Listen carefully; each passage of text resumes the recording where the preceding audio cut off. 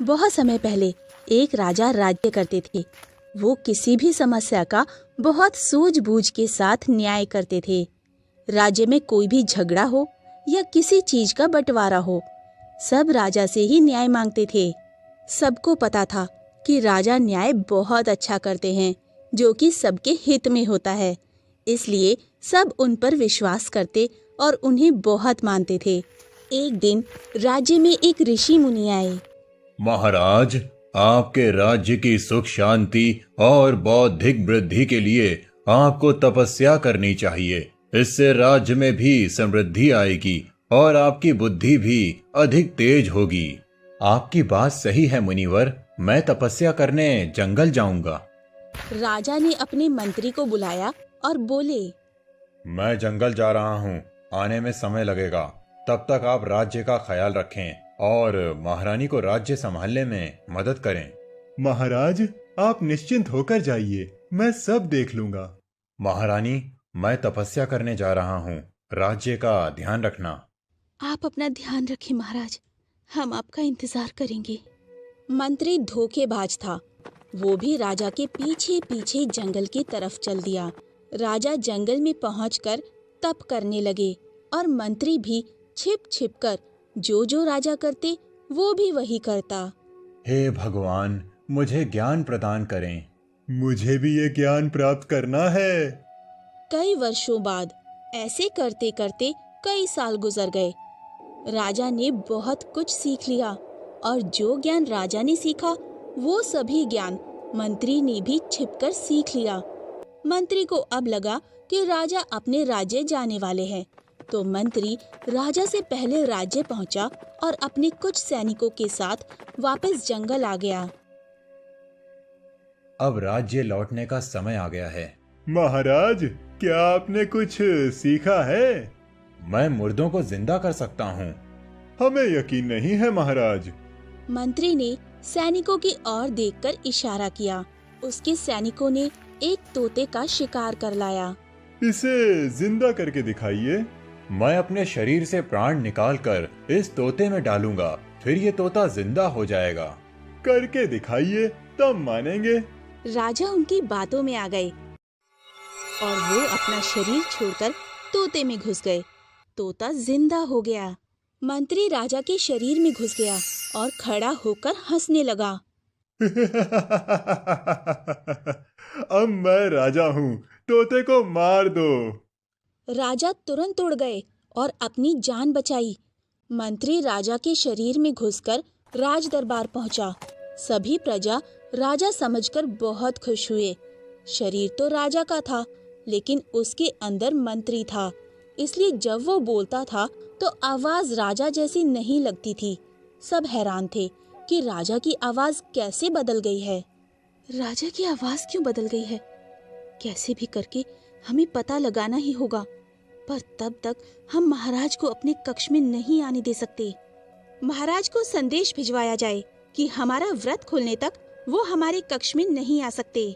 दूसरी ओर असली राजा जंगल में भटक रहे थे। वो उड़ते उड़ते एक विशाल पेड़ पर पहुंचे। वहां पर पहले से बहुत सारे तोते रहते थे। हम सब इस बुढ़िया के पेड़ पर रहते हैं और ये हमारी गंदगी साफ करती है। क्यों ना हम जब शाम को वापस आएं तो कुछ दाने साथ में लाएं और इस बुढ़िया के लिए नीचे गिरा दें। सभी तोते राजी हो गए और हर शाम को जब सब तोते वापस आते तो कुछ दाने बुढ़िया के लिए भी लाते। इस तरह बुढ़िया भी भरपेट खाना पाने लगी। कुछ दिनों बाद शिकारी आया और उस पेड़ पर जाल लगा दिया। सभी तोते बच गए, लेकिन राजा जाल में फंस गए। शिकारी ने राजा को पकड़कर पिंजरे में डाल दिया और पिंजरा लेकर अपने घर की तरफ चल दिया। रास्ते में एक पान की दुकान थी। अब तू मेरे पास रहेगा। शिकारी पान खाने के लिए पान की दुकान पर चला गया। ये तोता अद्भुत है। पान वाले ने शिकारी से तोता खरीद लिया। अब राजा तोते के रूप में पान वाले के पास रहने लगे। एक दिन उसी राज्य में एक औरत अपने पति के साथ अपने मायके जा रही थी। रास्ते में जंगल पड़ा। जब महिला जंगल में पहुंची तो उसे प्यास लग गई। वो अपने पति से बोली, मुझे प्यास लगी है, पति पानी लाने के लिए पास में बह रही नदी की तरफ चल दिया। लेकिन जब पति वापस आया तो साथ में एक और आदमी आया जो बिल्कुल उसके पति जैसा ही था। वो एक भूत था जो उसके पति के रूप में था। जब दोनों महिला के पास पहुँचे तो महिला समझ नहीं पा रही थी कि उसका असली पति कौन है। दोनों खुद को उसका असली पति बता रहे थे। फिर वो महिला उन दोनों को गांव के प्रधान के पास ले गई। प्रधान जी, मेरी मदद करें। असली पति कौन है, बताइए। मैं नहीं जानता।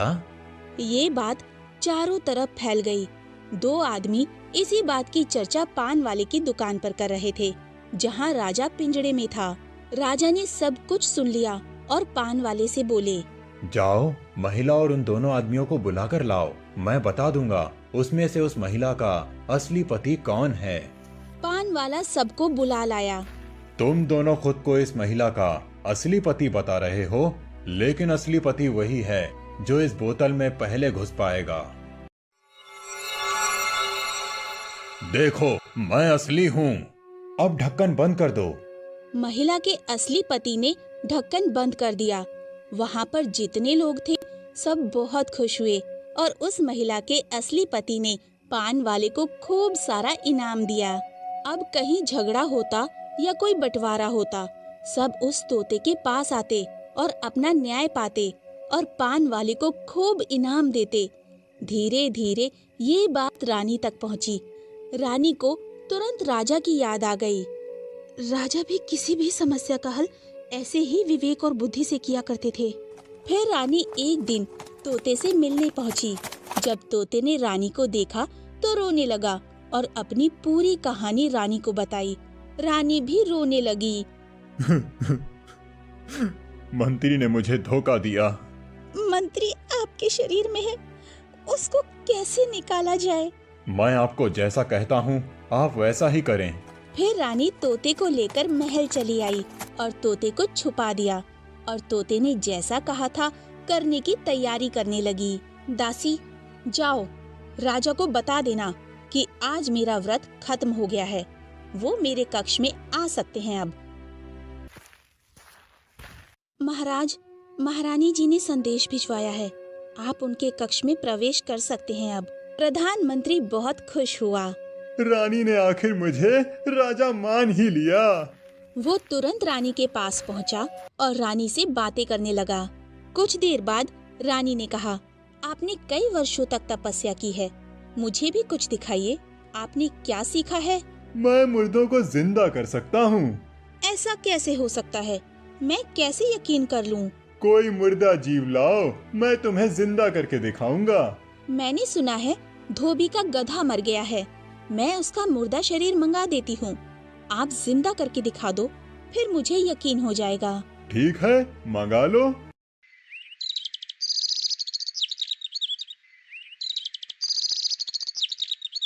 फिर रानी ने गधे का मुर्दा शरीर मंगा लिया। मंत्री अपनी विद्या दिखाने लगा। कुछ ही देर में मंत्री राजा के शरीर से निकलकर गधे के शरीर में घुस गया। गधा जिंदा हो गया। अब मुझे यकीन हो गया। रानी ने तुरंत तोते को पिंजरे से बाहर निकाला।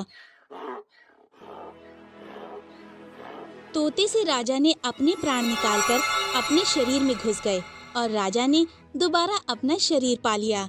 मंत्री जो गधे के शरीर में घुसा था वो वहीं रह गया और वो रानी की चाल नहीं समझ सका। फिर राजा ने गधे को पकड़कर धोबी को दे दिया और धोबी से बोले, इसको बहुत सारा काम देना, अब तू बहुत काम करेगा।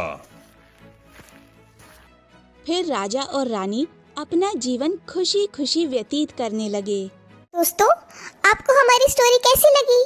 हमें कमेंट करके जरूर बताइए। इस स्टोरी को लाइक और शेयर करें और हाँ, हमारे चैनल को सब्सक्राइब करना ना भूलें। Thank you.